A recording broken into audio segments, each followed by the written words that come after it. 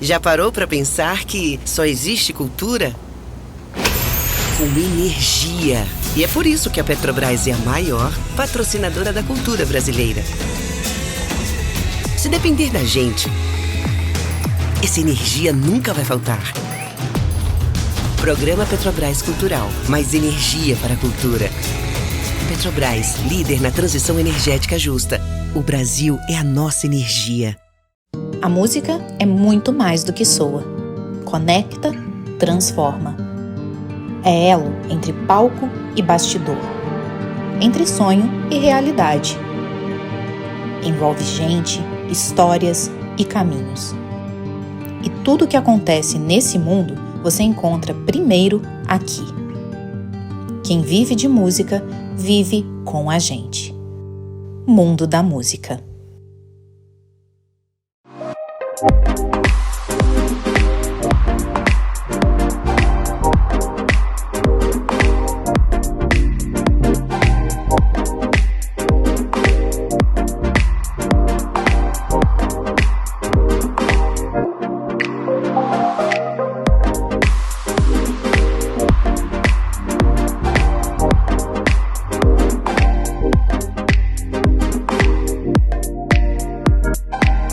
Como expressar, talvez o meu tempo acabe.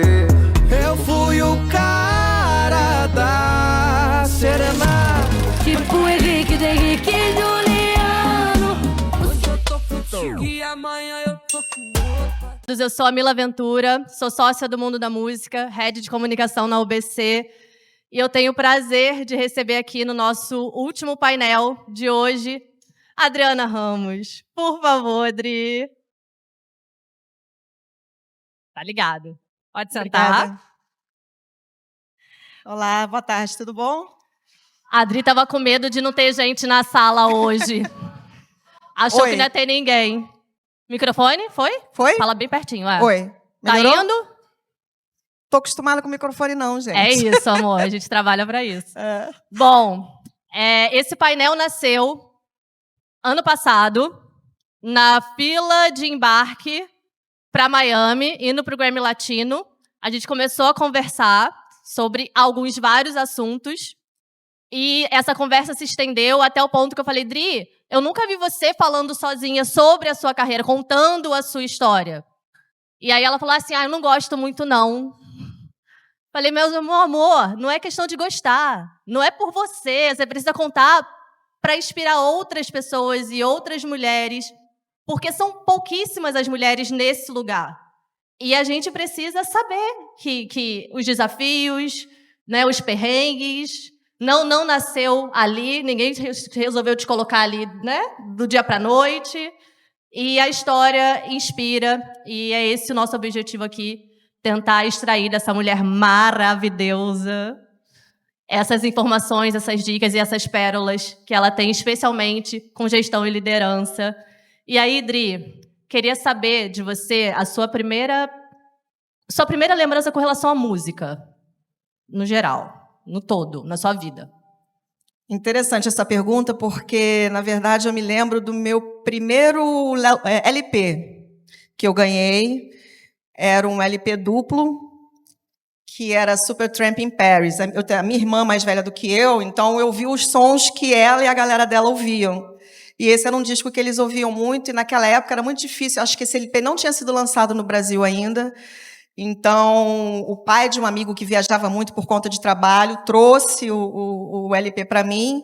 E eu me encantei, sempre gostei, fui muito fã de Supertramp. E o primeiro ano que eu que eu cheguei na Universal, 2013, o Roger Hodgson, que é o vocalista do Supertramp, fez um show aqui no Brasil, e eu fui já com o Marcelo Falcão na época para o show, e foi interessante, né? Porque é isso, então os nossos ídolos a gente depois acaba tendo contato, convive e a oportunidade de estar junto. Então, assim, é a primeira referência que eu me lembro, foi esse disco, foi esse álbum do Supertramp.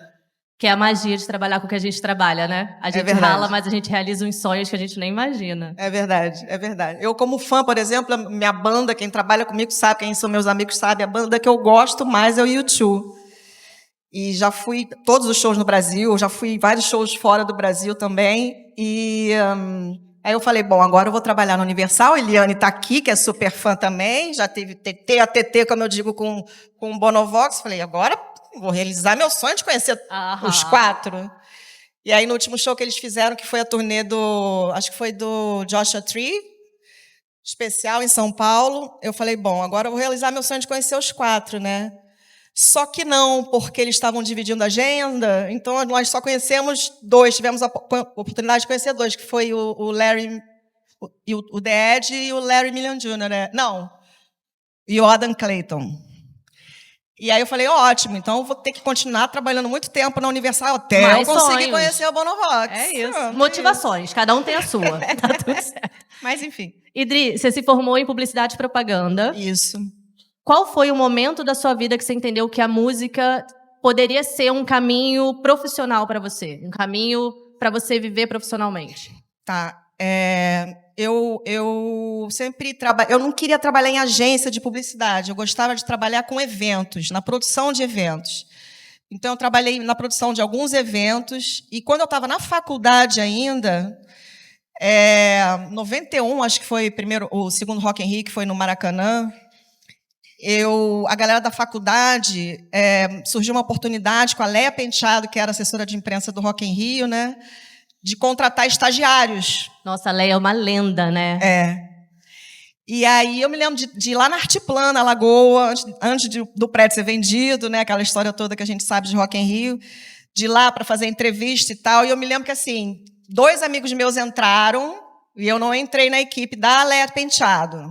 Aí voltei frustrada para casa, beleza. Aí, belo dia, toco o telefone, tinha uma agência chamada Objetiva Press, que são 2 fotógrafos do Sul, que no Rock in Rio 1 eles fizeram a melhor cobertura do Rock in Rio. E aí o Roberto Medida convidou esses fotógrafos para dar exclusividade de backstage do Rock in Rio, do festival. Então, eles estavam precisando de equipe, e o escritório era dentro do Maracanã, onde são os vestiários, eles tinham um escritório lá. Então, eles precisavam de uma equipe para poder, enfim, fazer as negociações com veículos do mundo inteiro, das fotos exclusivas de backstage. Aí eu fui fazer a entrevista, adivinha? Água de novo. Não entrei. Eu falei, gente, eu quero trabalhar nesse evento, eu quero trabalhar com música, eu quero fazer isso. Aí eu fui me oferecer para trabalhar de graça. Na época, eu estava fazendo estágio na Caixa Econômica, na assessoria de imprensa da Caixa Econômica. Aí, eles tinham mandado uma leva de estagiários embora, e aí eu pedi para uma amiga minha, falei, olha, eu te pago para você trabalhar no meu lugar durante 10 dias, que eu preciso trabalhar de graça no Rock in Rio. Não só foi de graça, como ainda pagou. Ainda paguei, exatamente. E ali me encantei, né? Tipo, assim... E aí você entrou na equipe dos fotógrafos? Aí eu entrei, assim, na equipe deles para negociar as fotos exclusivas com veículos do mundo inteiro. Na época era Telex ainda, gente. 91. E aí a gente fazia, assim, uma programação, né, dos estagiários que estavam trabalhando, que show cada um queria ver. Então, aí... Para pelo menos isso, né, amiga? Pagou para entrar para o trabalho. Aí posso dizer que eu vi o show do Prince, que foi maravilhoso, do George Michael no auge, do Guns N' Roses, aquele show da sunguinha branca com a bandana na cabeça, do Axl Rose, enfim. É isso. E a sensação de estar no backstage já é diferente, né? Já bate completamente diferente. Já bate uma ondinha então, diferente. Ali a mosquinha mordeu. É engraçado, quando eu comecei a trabalhar com música, o meu primeiro trabalho foi numa produção do Band de Folia, que era a produção da Band do Carnaval de Salvador. E eu lembro que eu ganhava quase nada e trabalhava muitíssimo. Mas eu chegava tão feliz em casa que eu entendi que era esse o caminho. Porque virava à noite, rodava, se matava de trabalhar, mas eu estava feliz e realizada ali. Então, eu entendi que era mais ou menos por aí. Mas a Shebab, que a gente trabalhou juntos durante muito tempo em gravadora... Ela foi a primeira pessoa que me falou, e depois eu acho que isso virou um bordão para quem trabalha na indústria da música, que música é uma cachaça. Você bebe uma vez, já era. Quando, por exemplo, em 2004, eu estava na gravadora BMG, aí teve fusão com a Sony. Então, naquela época, em 2004, final de 2004, eu fui mandada embora da gravadora. E aí eu me lembro que eu contratei uma empresa, né, de headhunter para me recolocar, e eu pedi para não ser na música, eu pedi para ser em departamento de marketing de qualquer outro segmento e tal. E assim, logo que eu saí, eu estava fazendo um monte de assessoria de trabalhos, assim, esporádicos, freelas. E aí comecei a fazer um freela na Warner Music. Aí fiz um processo de seleção para uma indústria farmacêutica, para gerente de marketing de uma indústria farmacêutica. Tipo assim, estava eu e mais uma pessoa concorrendo na última fase da seleção. E aí, Marcelo Maia, que está aqui, que não me deixa mentir, que era meu diretor de marketing na gravadora naquela época, hoje é um amigo querido, empresário, falou, Dri, a gente está com uma possibilidade aqui e tal, ainda não dá para efetivar, mas, pô... E era do lado da minha casa, né, a Warner Music na época. Eu falei, quer saber? Eu vou continuar bebendo dessa cachaça. Imagina perder você para a indústria farmacêutica ainda, Adriana. É muita tristeza, pelo amor de Deus. Mas seu primeiro trabalho em gravadora, qual foi? Na verdade, eu comecei em editora. Tem um outro grande amigo aqui também, Décio Cruz. Eu comecei lá na Warner Chappell.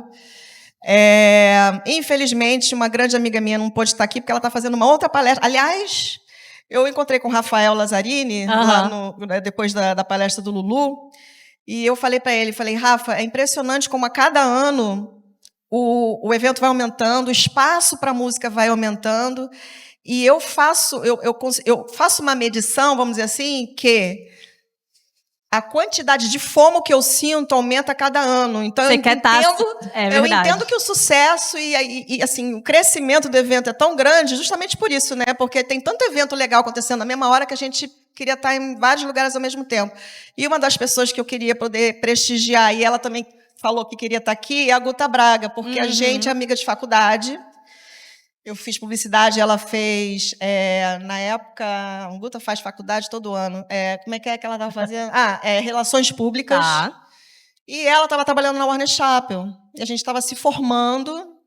Isso foi em 92. Então, em 91, eu trabalhei pela primeira vez lá com Rock in Rio, em 92. E aí ela chegou e falou, Adriana, está rolando uma vaga aqui de licença maternidade, para cobrir licença maternidade de uma menina aqui que é assistente dos gerentes e tal. Falei, pô, Guta, a gente está se formando agora, eu acho que eu quero procurar mais alguma coisa na nossa área mesmo, e tal, na minha área, quero trabalhar com evento, não sei o quê. Ela falou, olha, não custa nada, vem conversar, porque a grana é boa, você ganha uma graninha, né, depois de vida que segue. Falei, beleza. Aí fui, aí o clima era ótimo, a grana era realmente boa. Eu falei, 4 meses, né, tá bom. Aí, tô na música até agora. E vai ficando. Deixa eu te perguntar, existiu um momento que eu acho que todo gestor passa por isso, que do nada você acorda e você percebe que todas as pessoas começam a te perguntar coisas achando que você vai ter a solução para os problemas deles. E é uma coisa que independe da assinatura que você tenha no seu e-mail. Nesse momento, pelo menos para mim, quando todo mundo começou a me procurar, as pessoas próximas começaram a me procurar pedindo soluções para sugestões e ajuda, e achando realmente que eu tinha alguma resposta, eu entendi que isso era liderança. Ainda que eu não tivesse esse cargo na minha assinatura. Qual foi o momento que você entendeu, independente do cargo que está na sua assinatura, que você tinha um perfil de liderança? Boa pergunta. Você sabe que o ano passado eu tive a honra de conseguir viabilizar a vinda da Jodie Gerson para um painel aqui exclusivo no Rio to também, que é a CEO da Universal Publishing, né? Uma mulher que eu sempre admirei muito, ela entrou na companhia em 2015, e o ano passado a gente teve um pouquinho mais de tempo juntas, né? E eu fiz algumas perguntas para ela e tal, e principalmente, que eu acho que cabe nesse papel de liderança, que é o que eu sempre fiz a vida inteira. Eu perguntei para ela, por exemplo, porque ela é uma AIR, assim, na veia. E foi responsável por descobrir grandes talentos internacionais, como Alicia Keys, Billie Eilish, Post Malone, tudo em iniciozinho de carreira. E a pergunta que eu fiz para ela foi exatamente essa. Como que você identifica um talento, né, que a gente chama de baby act, quando está novinho ali, que ainda não aconteceu? E a resposta dela, e eu acredito que daí eu trago o meu espírito e para o meu estilo de liderança, ela falou para mim assim, I feel it from the gut. Ou seja, vem de dentro. Mas, alguma coisa no olho, né? Alguma coisa... Mas tem, assim, tem alguns fatores que eu, ao longo dos anos todos, né, de vida e de trabalho também, eu sempre observei muito comportamento humano. Eu falo que eu gosto de gente. Então, eu sempre observei muito o comportamento humano, número 1, e sempre gostei de ouvir as histórias das pessoas. Eu sempre, assim, profissionais que eu admiro, eu quero saber, sabe aquela coisa? O que faz, aonde vive, o que come, como é que chegou até ali, qual foi a faculdade que fez, quais foram as empresas que trabalhou. O LinkedIn hoje ajuda a gente muito nisso, né, para a gente saber o histórico do profissional. Mas, como eu gosto de gente, eu sempre gosto de ouvir, por exemplo, podcast e tal. Então, assim, a escuta, exercer a escuta, para mim, é primordial. Eu, enfim, assumi a companhia em março do ano passado, né? E estou muito feliz que vários colaboradores da companhia estão aqui na primeira fila me prestigiando, e amigos e parceiros também, enfim. Eu comecei a fazer a cultura de feedback na empresa, querendo ouvir todo mundo. Porque eu acho que é assim que a gente constrói uma liderança horizontal, né? Empoderamento é uma palavra que eu acho que ela ficou um pouco... Esvaziaram, né? Foi usada demais. Mas eu entendo que é exatamente isso. É cada um dentro da função que exerce na companhia. Uma companhia enxuta, somos 24 pessoas. Cada um exerce um poder dentro daquela atividade que faz. Autonomia. Então, a minha gestão é uma gestão participativa, uma gestão horizontal, que é justamente sobre isso. É para a gente ouvir e, tipo assim, vamos fazer. O que você acha? Qual o caminho que você acha que é o ideal para essa situação aqui? Vamos conversar? Vamos discutir? Então, acho que é muito por aí. E eu tive alguns professores nesse sentido também, tá? Nesse mercado. Conte-nos, por favor. Uma delas está aqui, que é a Guacira Abreu, que está sentada, a gente falando de liderança feminina, né? Guacira foi, acho que, uma das primeiras mulheres a exercer um lugar assim de destaque na indústria da música, que a gente sabe que sempre foi muito machista. Sim. Eu, por exemplo, passei muito perrengue quando eu tive meus 2 filhos, porque eles têm 1 ano e 10 meses de diferença. Então, por exemplo, a Guacira era minha diretora nessa época, minha diretora de marketing, eu cuidava do departamento de marketing estratégico. E aí, meu primeiro filho, Thiago, hoje está com 24 anos, eu fui contar para ela, não sei o quê, ela, óbvio, mãe, mulher, coisa mais normal do mundo. Na época, o nosso presidente era o Luiz Oscar Niemeyer, ela foi conversar com ele, e ele também é um querido, eu chamo ele de meu presidente até hoje, quando a gente se encontra. Só que a Guacira chegou já falando, ela conta isso para mim, e falou assim, Luiz Oscar, o negócio é o seguinte, a Adriana está grávida, trabalhar com mulher é isso mesmo, a gente tem TPM, a gente engravida, mas está tudo certo, a gente vai entregar, não fica preocupado. Tipo, não deu nem chance. Óbvio. No meu segundo filho, acho que a Guacira não estava mais lá na companhia, e eu estava morrendo de medo, porque, não tenho certeza, porque era um diretor novo, homem, e tinha pouco tempo que eu tinha, né, tido filho. Eu falei, agora ferrou, né? E eu me lembro que ele era um diretor que estava recém-chegado na companhia, eu estava de licença maternidade do primeiro filho. Quando ele chegou, aí no final do ano eu já estava grávida de novo. Pensa. Ele já te conheceu com licença maternidade. Exatamente. E eu me lembro que eu tive que fazer uma estratégia junto com a Suane, que é uma querida, que era secretária do Luiz Oscar, que gostava do meu trabalho, para criar uma situação assim, um pouquinho mais confortável para mim, inclusive, que estava com medo de falar que eu estava grávida de novo. Então, enfim, são situações que efetivamente a gente passou e ainda passa, porque recentemente a gente, né, soube de histórias de mulheres que voltaram da licença maternidade e foram desligadas da companhia. E isso, que eu chamo de trabalhar com empatia, é exatamente isso. Hoje a gente tem uma colaboradora na nossa empresa que ela tem alguns meses, eu não sei quantos meses de companhia, e aí está grávida. E ela está com eu super comemorei tudo, E ela tá, enfim, acabou tendo que tirar uma licença, porque, enfim, para cuidar direitinho da gravidez dela. E tá tudo bem. Tá tudo certo. Tá tudo certo. A Cristina Junqueira, que é uma das fundadoras do Nubank, né, tem um corte dela que ela fala que uma mulher grávida e recém-parida é o bicho mais produtivo de todo o planeta Terra.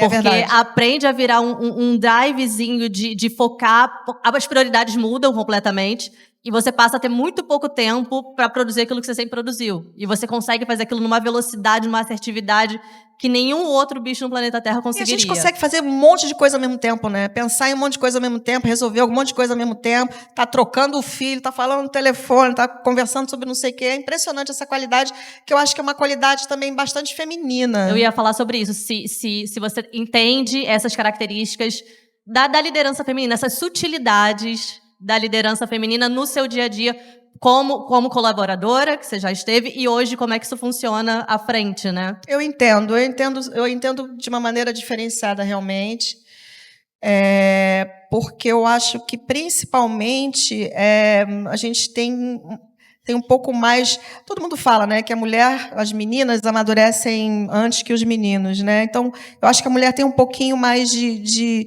talvez, um cuidado, uma inteligência emocional um pouco maior, uma sensibilidade um pouco maior. Não estou dizendo que os homens não são sensíveis, são. A gente tem muitos depoimentos de homens bastante sensíveis.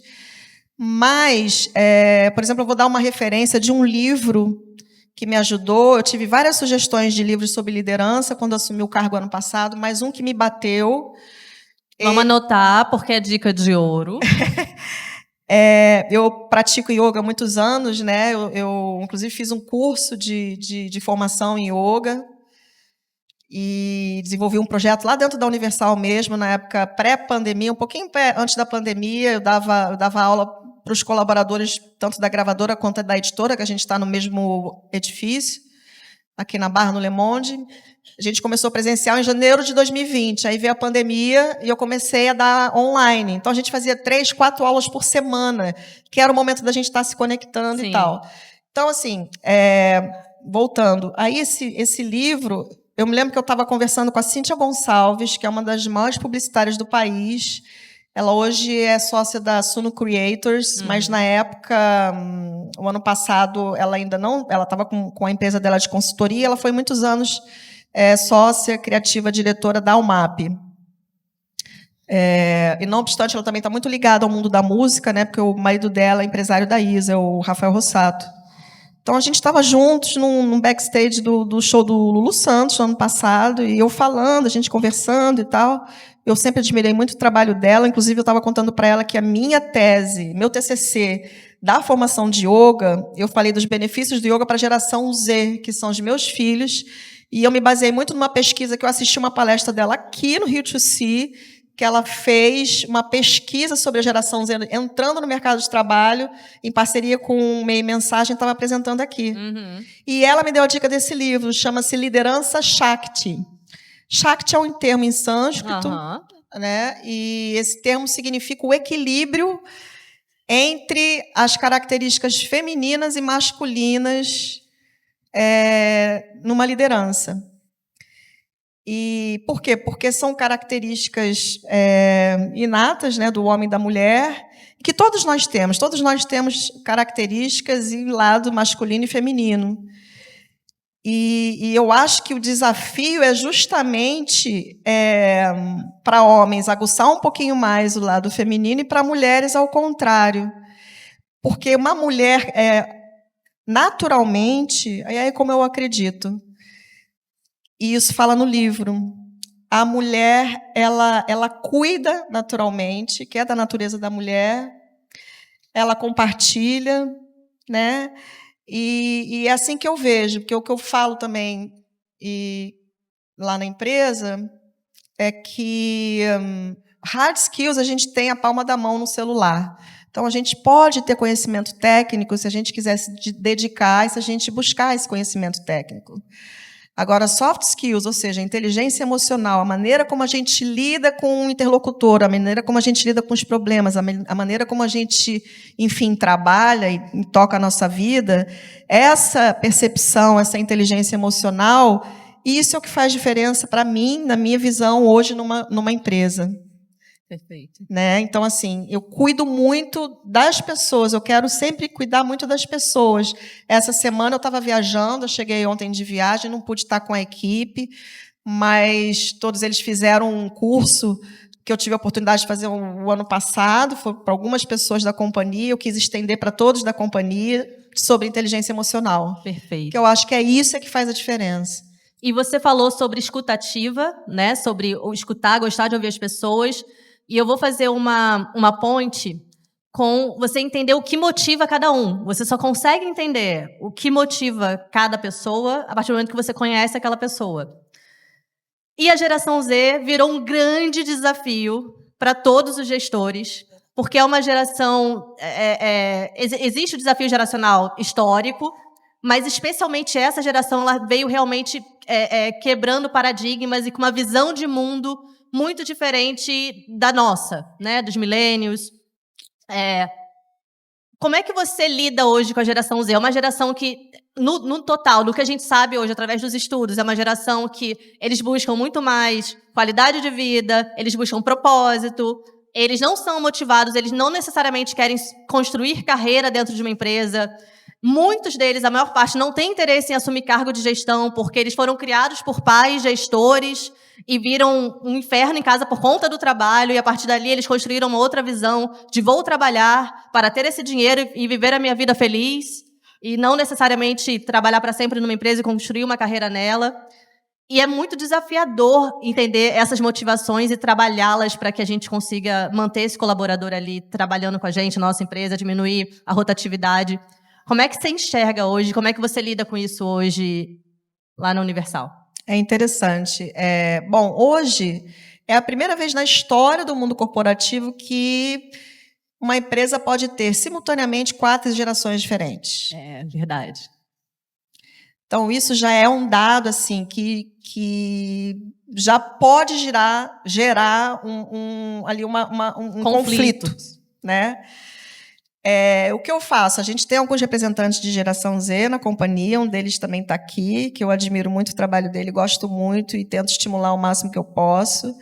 Mas eu acho que é isso. Na escuta ativa e no feedback, que eu faço sempre, é saber o que motiva, é saber se está legal o que está fazendo, é criar outras oportunidades, porque eu acho assim que é uma geração que está acostumada a ser impactada com muita informação o tempo inteiro. Eles já nasceram, né, na era digital. Já nasceram na era digital. Isso também me ajudou um pouquinho quando eu fiz todo esse estudo sobre a geração Z, eu acho. Porque a gente não sabe de tudo nunca, é verdade, né? A gente está sempre aprendendo a cada dia. E também porque cada um é diferente do outro. Todo ser humano é diferente um do outro. Claro. Então, por isso que, de novo, a escuta é muito importante.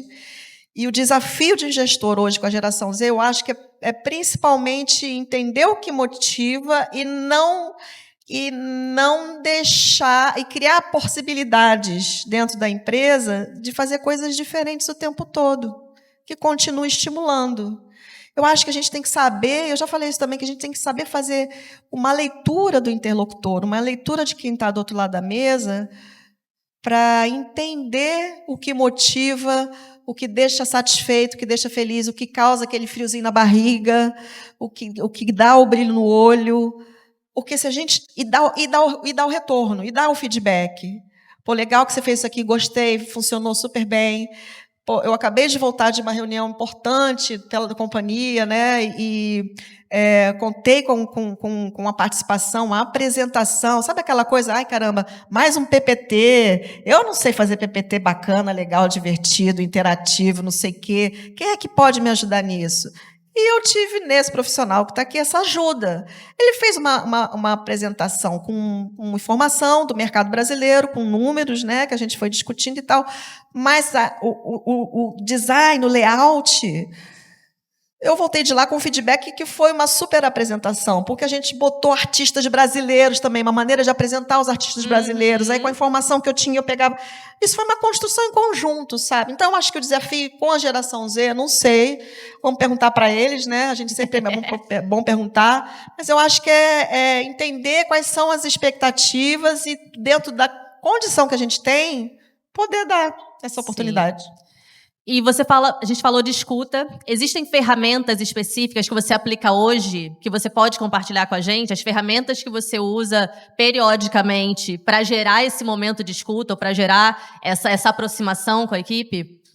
Na verdade, eu fiz alguns cursos de gestão pela PUC, tem algumas ferramentas de administração, efetivamente, que eu aplico sempre, alguns conceitos básicos, né, de análise SWOT, alguns conceitos básicos de gestão ágil, mas, principalmente, é o olho no olho. E tem o café com o CEO, não é? Hã? O café com o CEO, que você falou que você faz? É verdade. Eu assumi em março do ano passado, que foi no auge de toda a discussão que estava tendo no mundo do Grupo Universal com o TikTok. Então, ali eu vi... Foi um babado aquilo ali. Foi um babado gigante. Então, ali eu vi uma oportunidade, porque, de novo, eu entendo e acredito que numa equipe de 24 pessoas, né, fora assim, os 24 no nosso... na folha, vamos dizer, no headcount. Sim. Fora as outras pessoas que fazem trabalhos para a gente. Me perdi. Você estava falando do café com o CEO. Do café, como nasceu? Do TikTok. Isso. Então, o TikTok, cada um dentro do seu papel era um interlocutor da companhia falando com o mercado e todo mundo do mercado queria saber, mas o que está acontecendo? E um assunto super delicado, né? Um assunto super delicado. Então, eu criei o que eu chamo de brunch, mas você chamou Café com o CEO, que eu acho que até tem um podcast, né? Que é uma vez por mês a gente senta com um tema para poder dar pertencimento a toda a equipe, para tirar dúvidas e para a gente poder saber cada um se posicionar oficialmente em nome da companhia.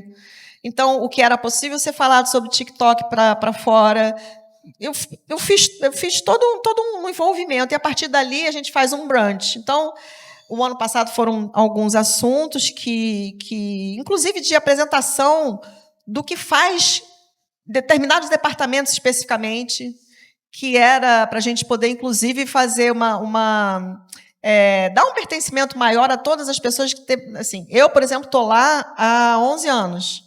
Então, já tem bastante tempo. Tem gente que está lá há mais tempo do que eu. Eu, estando lá há 11 anos, não sabia como funcionava exatamente uma função específica do departamento de copyright. Então, se eu que estou lá há 11 anos não sei, falei, vamos dar a voz para a Bruna, que é gerente de copyright, para ela explicar como funciona o sistema todo, riqueza de detalhes, etc, etc. Então, assim, a gente foi construindo. E esse ano, a gente começou a chamar convidados. Entendi. Através de um papo que eu tive com a Marisa Ganderman, que representa Villa Lobos, e a gente representa o catálogo do Villa Lobos, né? E ela falando assim, poxa, essa geração nova que não entende nada de Villa Lobos, né, dos movimentos, etc. Como é que a gente faz? Eu falei, já sei, vamos começar o ano com o primeiro brunch com você, dando uma aula de Villa Lobos para todo mundo. Aí o primeiro foi com ela, já fizemos o segundo, que foram com as herdeiras do Vinícius de Moraes, que a gente representa também, para a gente saber um pouco do que vem por aí, como é que estão as coisas, os projetos em andamento, as efemérides, o que a gente pode fazer. Enfim, eu acho que é um momento, de novo, para a gente poder compartilhar informações que, às vezes, não é todo mundo que tem ao mesmo tempo, e, de novo, ouvir. Então, está sendo muito produtivo, eu acho, porque é um momento que todo mundo também está aberto ali para fazer a pergunta que quiser. É mensal? É mensal. Aí tem o dia certinho todo mês e você vai montando de acordo com a agenda. Né, a gente tenta ter um dia certinho, sempre no início do mês. Às vezes, por conta de agenda, de viagem, acaba, enfim, flexibilizando um pouco mais a agenda, mas, idealmente, sim, no começo do mês, uma vez por mês. Idri, você falou da yoga e você ainda surfa. Pois é, menina. Aí tem um corte da Ana Paula Padrão que viralizou, que ela fala, mulher não tem hobby porque mulher não tem tempo. Como que você consegue tempo, amor? Compartilha com a gente esse momento, essa receita. Acordando 5 horas da manhã. Não, peraí. Também. Também. Eu sei. Mas eu gosto de acordar cedo, porque minha casa tem muito movimento, né? Cachorro, filhos, 2 filhos, mãe, enfim. E aí é o momento que a casa tá no silêncio. Então, eu realmente eu funciono para pensar estrategicamente. Quem trabalha comigo já sabe, eu sempre falo, gente, me desculpa, mas é quando eu estou mais, assim, com as coisas acontecendo na cabeça, eu mando mensagem no WhatsApp de manhã cedinho, mas pode responder a hora que puder, a hora que quiser. Horário comercial, vai.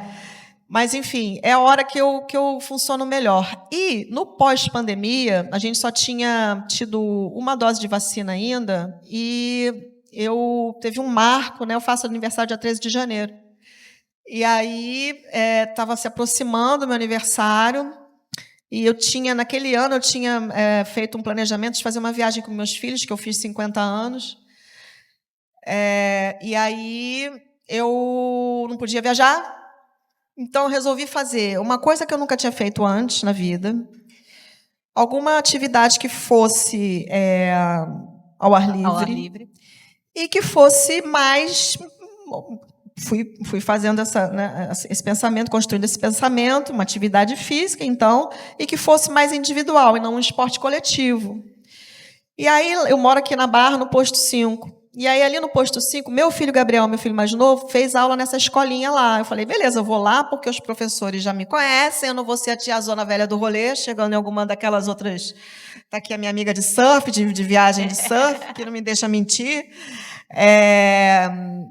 Não vou ser a tiazona velha do rolê, chegando, né, para pegar onda em algum lugar com gente desconhecida. Eu fui muito bem recebida, fui muito acolhida pelo professor que já me conhecia. Faz toda a diferença. Que faz toda a diferença. Me senti realmente uma nova família, são novos amigos. Eu tenho feito viagens, eu tenho feito surf trip. A gente, agora no feriado de 1º de maio, a gente foi para a região dos lagos, ficamos na Praia do Foguete, aí pegamos onda em Cabo Frio, na Praia do Forte, pegamos onda em Arraial, Praia Grande, né? Praia Grande.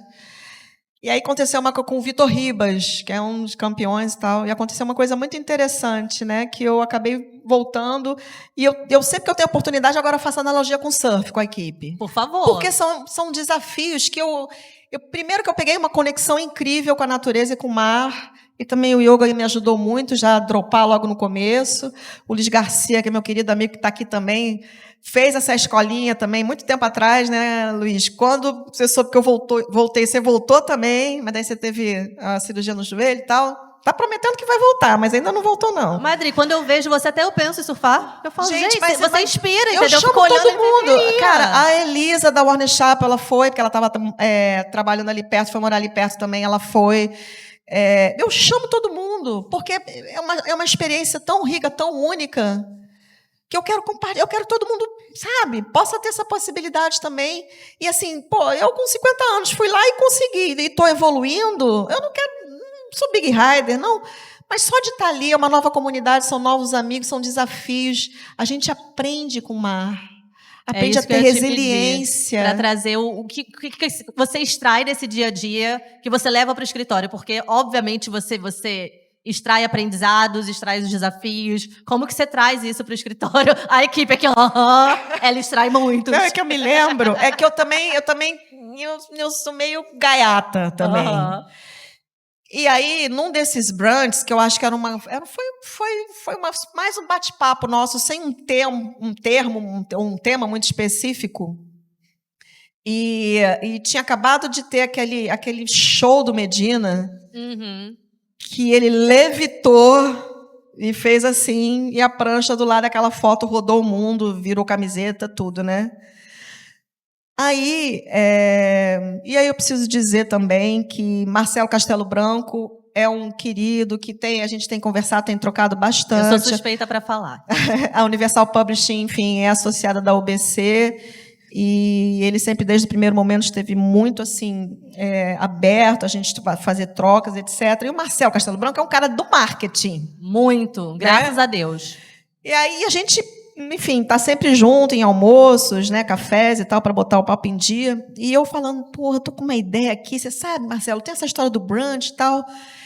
pô, eu queria fazer uma analogia com a galera. Eu soube, o Sartu me falou que ele, quando estava na EMI, quando ele assumiu a EMI, no auge que a EMI estava cheio de problema, que ele chamou a equipe inteira, desceu no subsolo, na garagem, chamou a equipe inteira e fez um discurso dele lá.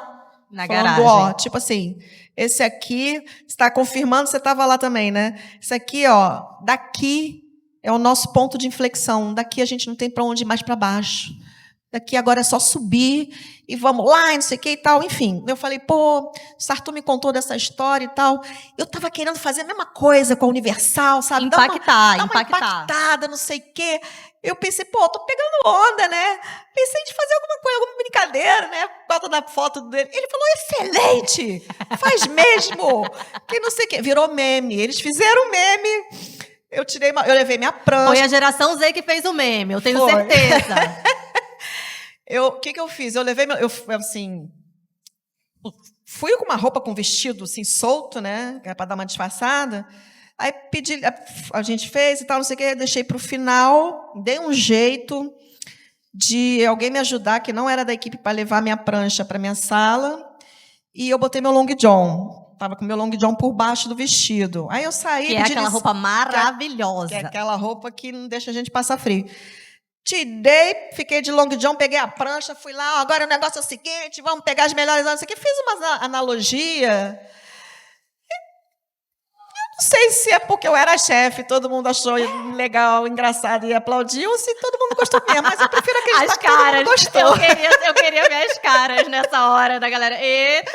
Tipo assim, que mulher louca, o que ela tá fazendo isso aqui? Eu tenho hoje, né, foto, né, eu até tinha preparado pra trazer aqui. A gente vai ficar devendo aqui. Vai ficar devendo, mas você vai postar nos stories.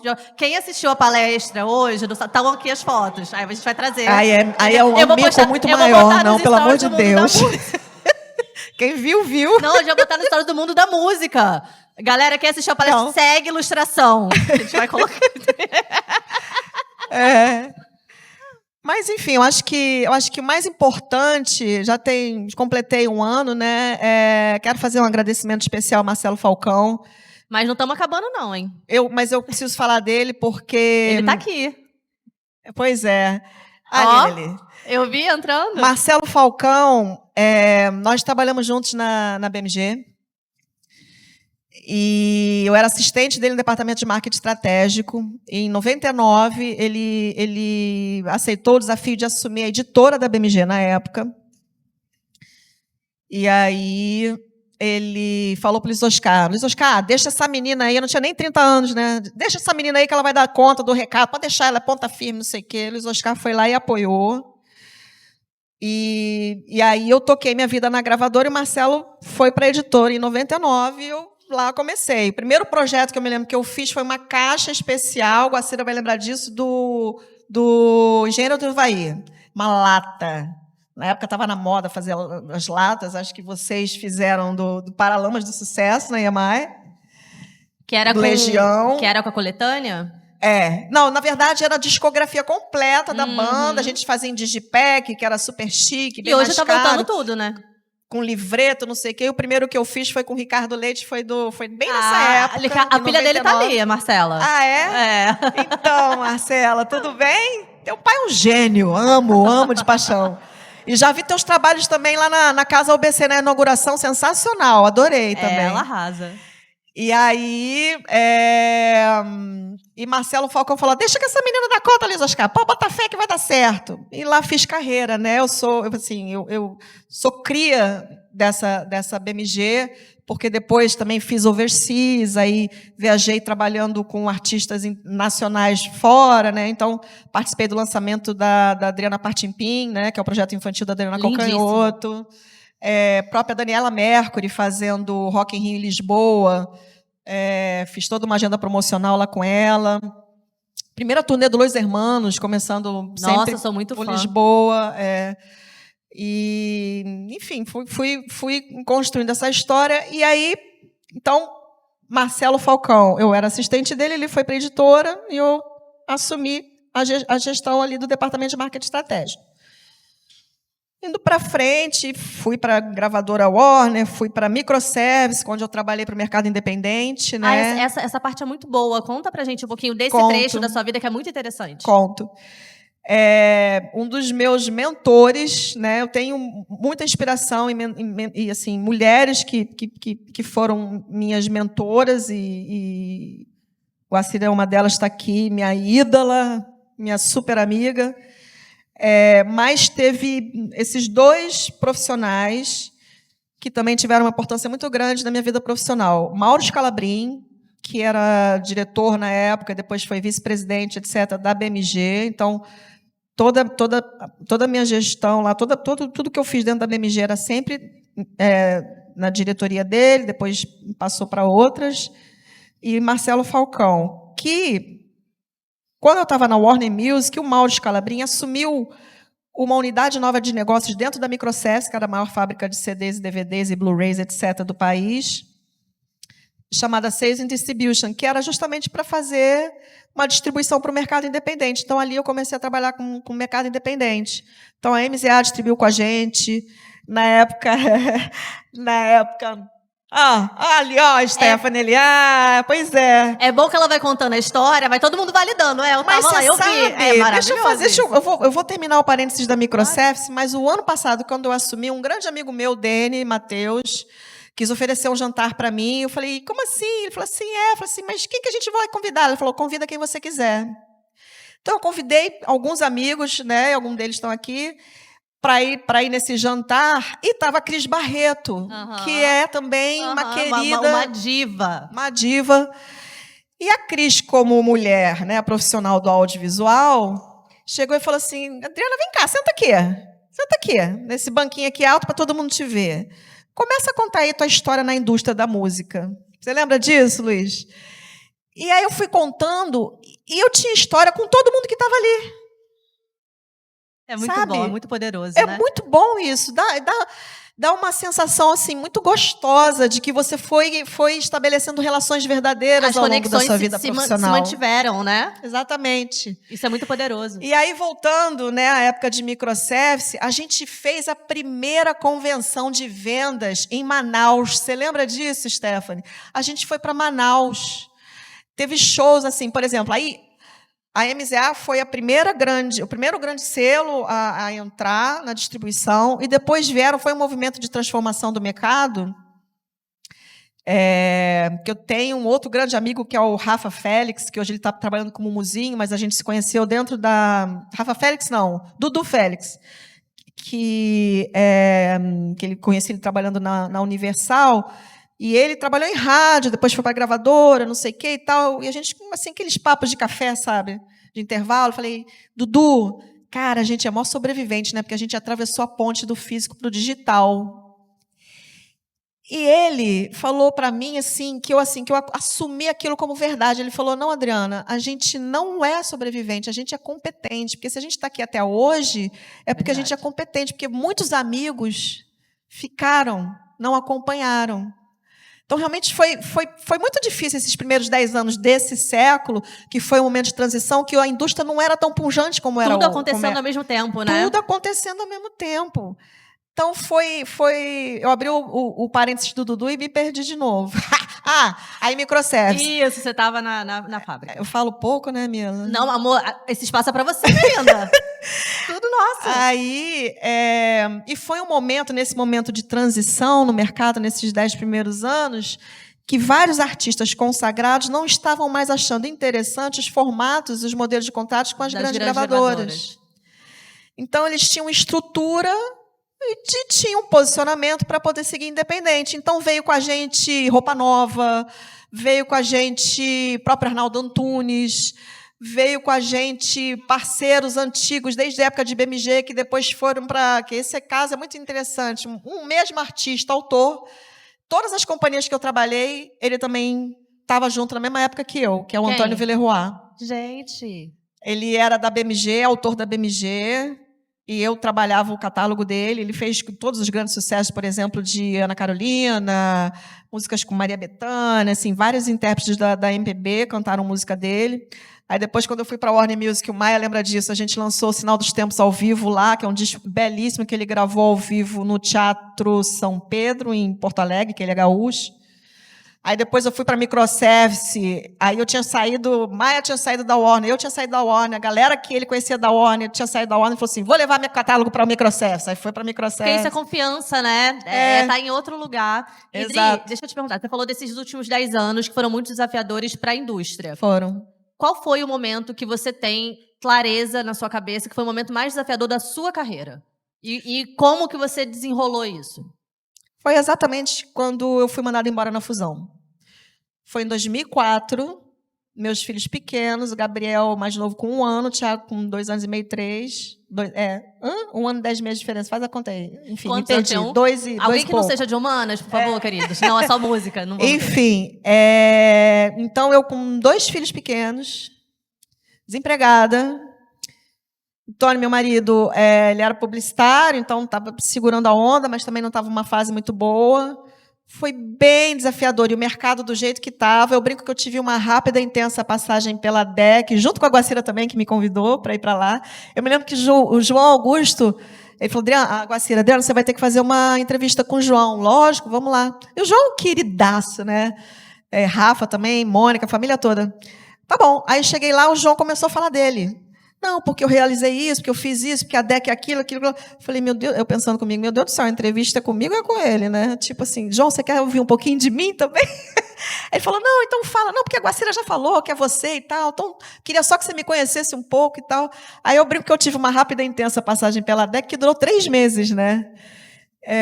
Mas foi tempo suficiente para a gente lançar e cuidar do lançamento de Pitch Anacrônico, Tereza Cristina, ao vivo no Teatro de Niterói, no Teatro Municipal de Niterói. O que mais?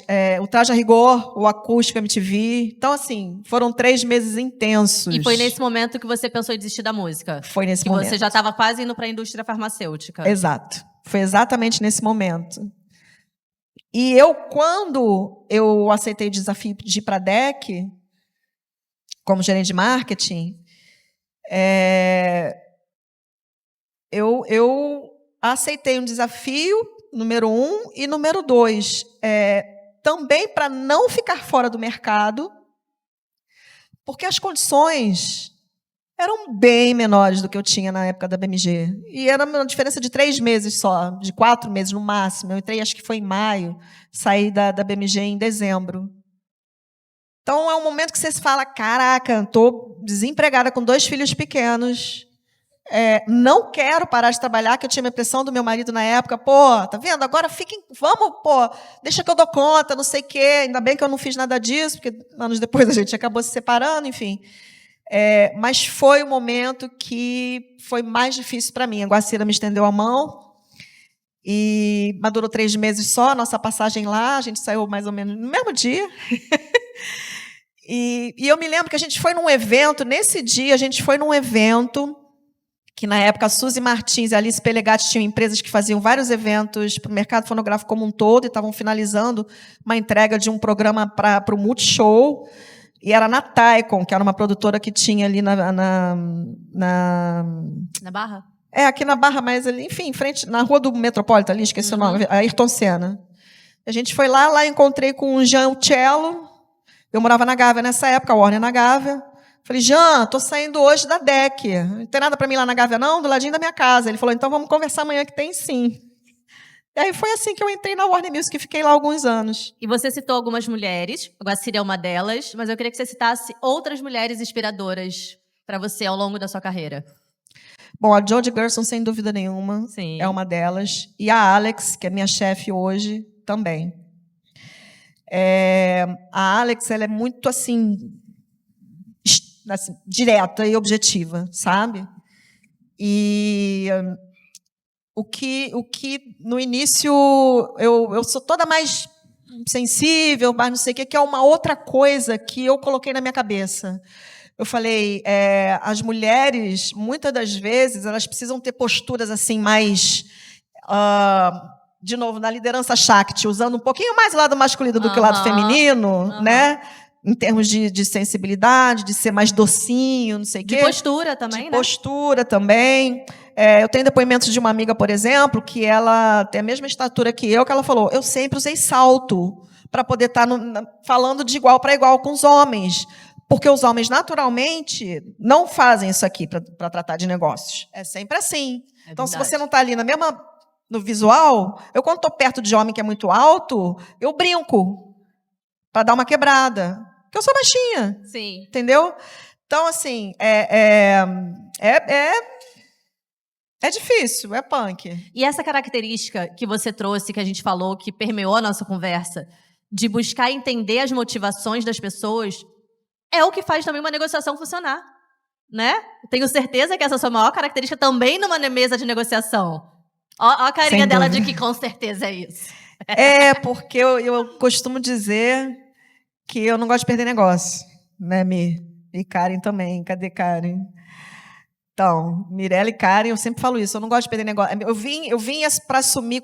Aí, voltando um pouquinho ao Marcelo Falcão, aí quando eu estava na microservice, e aí surgiu essa vaga para gerenciar o departamento de sincronização na Universal, e Marcelo me chamou para trabalhar de volta com ele. E eu prontamente aceitei, e depois até o Mauro Scalabrini, na época que estava na microservice, né, que foi nosso diretor lá na BMG, falou, Adrianinha, me chama de Adrianinha, Adrianinha, vai porque eu queria fazer um projeto de distribuição digital aqui, mas o Isaac não quer, e eu estava realmente preocupada com você, vai lá, porque eu vou fazer uma outra parada, que a Marilda vai comigo, enfim. Ele sabia quem ele podia levar, que ele foi trabalhar no mercado imobiliário, que não tinha nada a ver comigo. Sim. Então, vai com a minha bênção. E aí, quando eu assumi o departamento de sincronização, e eu fui muito feliz fazendo o que eu fiz.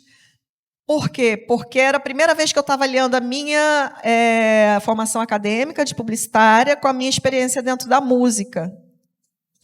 Então, eu adorava ir para São Paulo, visitar as agências. Eu tinha uma missão, um objetivo muito grande, que, assim, quando eu entrei na editora, eu estava do outro lado da mesa, né? Eu estava em gravadora. Então, eu sei que a imagem de uma editora, que é completamente da imagem de editora que tem hoje, era sempre vista com muita passividade. A editora era aquela empresa que carimbava a autorização e pronto, burocrático só. E eu criei dentro da companhia, né, com o apoio do Marcelo, esse conceito da área criativa dentro da editora, que é justamente a área de sincronização junto com os AIRs. Porque a gente que ia para a rua, a gente que via o que estava acontecendo, a gente que via as demandas acontecendo, a gente que entendia o que o mercado estava querendo, quais eram as tendências, criava soluções. Então, aquela história de eu não gostar de perder negócio era isso. Tipo, eu chegava para falar, assim, eu furei o bloqueio. Os criativos brasileiros sempre foram muito criativos e sempre não viam numa editora ou na galera da música uma possibilidade de fazer uma cocriação ou de participar de um briefing para a gente fazer pitching de músicas de catálogo. Eu falei, cara, um dos meus primeiros objetivos vai ser esse. Então, hoje, a gente tem uma entrada muito boa de solução de problema e de realização de negócios. A música é o gatilho emocional, né, Adri? Qualquer campanha, a música é o que vai fazer a emoção fluir. Se tem emoção, a coisa está funcionando. E quanto mais difícil, mais me dá vontade de realizar, sabe? Tipo assim, os desafios, né? Porque fazer pitching para música não é fácil. Teve um pitch, por exemplo, que a gente estava numa reunião, todo ano a gente tem uma reunião de América Latina, né, da equipe criativa, né, os AIERs e o pessoal de Sim, que a gente foi a essa reunião em Los Angeles, e aí nós apresentamos os cases que a gente tinha feito e tal, e eu apresentei o case do Som Camp, que nós fizemos com a TV Globo, foi a primeira editora que fez um Som Camp com uma TV, né, a gente criou um tema para a novela Família Tudo, obrigada pela cola, que foi muito legal, foram 2 dias com autores nossos, exclusivos, a Juliana Medeiros, que é responsável, né, por toda essa parte de curadoria de música para a dramaturgia dentro da TV Globo, foi lá, participou, fez todo um detalhamento de referências dos personagens, enfim. E aí eu apresentei esse case lá na reunião em Los Angeles, aí estávamos lá no intervalo, aí chega o Tyler, que é o assistente da Jodie Gerson, chegou assim, do meu lado, Adriana, a Jodie está te chamando na sala dela. Aí eu lembro que eu olhei passado por Marcelo Falcão, olhei para o Sartu, olhei para o Lucas, eu falei, tá bom, tipo assim, gente, o que vai acontecer aqui, socorro? Eu fui lá, estava o empresário do Mumford & Sons, que eles estavam lançando, né, o single, e estavam vindo para o Brasil para o Lollapalooza, o ano passado, que era o Good People. Uhum. Aí a Jodie para mim, Adriana, conta para ele o case da TV Globo, a importância da TV Globo, não sei o quê. Eu conversando, não sei o quê, falei assim, tá, você já ouviu o novo single? Ela perguntou assim para mim, eu não pude mentir, né? Falei, ainda não. Ela botou a música para eu fazer uma edição junto com o empresário, e eu ali, né? Ai, meu Deus. Aí, falando da importância da música na novela, não sei o quê, tá bom. Bom, então, pô, ia ser legal se a gente tivesse uma música na novela, né? Eu falei assim, então tá. Coisinha simples, pô. Coisinha simples. Na mesma hora, mandei uma mensagem, Karen, temos uma missão, não sei o que lá. A gente conseguiu colocar, fazer o pitching, a música entrou na novela, na Globo. Qual foi a novela mesmo? Mania de Você. E deu certo, né? Então, enfim. Então, hoje a gente tem essa conexão com os nossos parceiros, com os nossos clientes, que a gente tem essa possibilidade de fazer pitching. Não só para televisão, como também para produção de filmes, de cinema, de publicidade. Eu acho que isso também é um pouco do meu DNA, de não querer perder negócio, de ser um agente de viabilizar negócios e não de criar dificuldade, né? Que essa é a minha essência. Dri, a gente está quase terminando, mas eu ainda tenho 2 questões para você. Vamos aqui, vamos conseguir. A primeira, qual foi a decisão mais difícil que você já precisou tomar como gestora e como que você lidou com isso? E a segunda, um conselho para a Dri, que estava lá começando, aquela que estava lá batendo na porta do Rock in Rio, que ninguém nunca te deu, que você precisou aprender na marra, mas que se você soubesse, teria feito a diferença. A decisão mais difícil que eu tive como gestora aconteceu bem pouco tempo atrás, que eu tive que abrir mão de uma profissional que estava na companhia há mais de 30 anos. Essa foi a decisão mais difícil que eu tomei. E apesar de eu já estar me preparando para ela assim, durante um tempo já, inclusive essa viagem que a gente fez lá em maio, da Surf Trip, era para eu, sabe, me dar uma arejada, uma desconectada, e aconteceu o quê? Surfamos com um tubarão. Foi ou não foi, Elisa? Foi relaxar. Pareceu um tubarão, que a gente teve que fugir. Eu peguei a onda da minha vida, junto com o Vitor Ribas, fugindo do tubarão, achando que eu ia relaxar, porque ia ter uma semana muito difícil.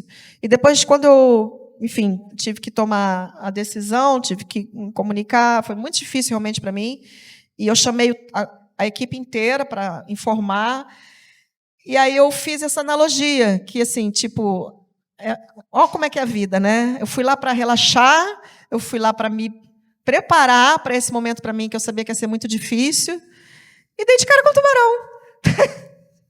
Eu vi o tubarão assim, como estivesse ali onde está o Lucas, eu vi a barbatana dele assim, ó. E eu estava no mar. Então, assim, a gente nunca está 100% preparado para o que pode vir, para o que pode acontecer, né? E é o que eu falo sempre, da inteligência emocional. Depende da maneira como você vai lidar com as situações que se apresentam. Então, esse foi o momento mais difícil.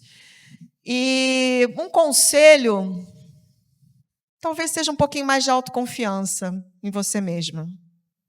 Entender que as coisas acontecem como tem que acontecer. Sabe? Que você é assim capaz, que síndrome da impostora. Impostorar, né? É difícil ter impostor. É difícil ter síndrome de impostor, é verdade. Eu acho que isso é uma característica muito feminina. Da mulher, feminina. Eu tomei um pouquinho dessa consciência quando eu tive agora já acabou. Quando eu tive agora continua. Quando eu tive agora nessa reunião de Managing Directors agora em Paris, né? Que assim, eu falei, caraca, eu estou num lugar que é relevante mesmo, né? Olha aí que você entendeu o tamanho que você tinha, mulher. Sabe, porque a gente acaba não se dando conta muito. O dia a dia vai atropelando, né? Não é nem que vai atropelando, assim, eu tenho muita consciência do que eu estou fazendo, eu tenho muito planejamento. Eu, quando assumi a companhia, eu apresentei um relatório do status, como eu estava encontrando a companhia, com análise SWOT de todos os departamentos e com plano de ação. E graças a Deus e aos esforços de todo mundo em conjunto, a gente apresentou os resultados, que o meu compromisso pessoal era, companhia, o exercício fiscal é de janeiro a dezembro. Eu tenho falado muito isso, eu vou falar isso aqui porque o Marcelo está aqui. O meu compromisso pessoal era entregar o resultado que o Marcelo tinha preparado e ir além. Porque, afinal de contas, ele também foi meu mentor. Então, eu tinha que mostrar para ele que eu também estava ali, que ia dar certo, porque o Marcelo Falcão, quando a gente, no dia, né, que as mudanças aconteceram e tal, eu chorei igual criança. A Letícia estava comigo na sala de reunião, o Marcelo entrou, falei, Letícia, dá licença. Fechamos a porta, ficamos eu e Marcelo, chorei igual criança. O Marcelo me pegou o nome e falou, Marcelo é muito espiritualizado. Vou ficar emocionada. Ele chegou e falou assim para mim, Adriana, calma, está tudo bem. A nossa história já tinha isso escrito. Sou sempre eu entregando o bastão para você, porque isso aconteceu lá na BMG e depois aqui na Universal. Entendeu? Então, é um querido, é um amigo que eu tenho muito carinho. Me emocionei agora falando isso, porque eu vivi aquela sensação de novo, que é um misto de emoções, né? Mas que acho que está dando certo, Marcelo. Dri, muito obrigada por estar aqui com a gente. Obrigada a você por esse espaço. Por abrir seu coração. Espero que todo mundo tenha conseguido captar essas pérolas dessa conversa. Obrigada, pessoal. Valeu, obrigada. Obrigada, gente. Maravilhosa. Obrigada.